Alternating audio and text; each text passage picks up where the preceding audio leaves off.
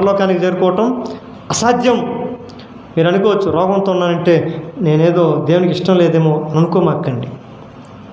నీ శరీరంలో బలహీనతలు ఉంటాయి, అది సహజం అని చెప్పి దేవుడు నన్ను ఏది ఇష్టపడట్లేదు, దేవుడు ఏదో నన్ను కోరుకోవట్లేదు, లేదంటే దేవుడికి నేను ఇష్టమైన చేస్తున్నానేమో, దేవుడు నన్ను త్రోసేస్తున్నాడు అందుకే నాకు బలహీనతలు వస్తున్నాయి, రోగాలు వస్తున్నాయి అని అనుకోమాక.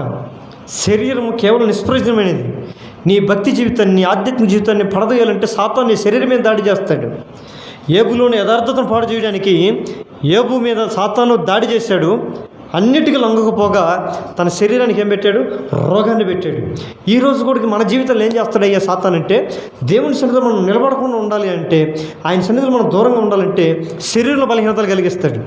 ఎన్ని బలహీనతలు ఉన్నా, ఎన్ని రోగాలు ఉన్నా దేవుని సన్నిధికి చేరే శక్తి, ఆత్మీయ బలం ప్రభు మనకు దయచేయను గాక. అలాంటి స్వస్థత మనకు ఉండాలి.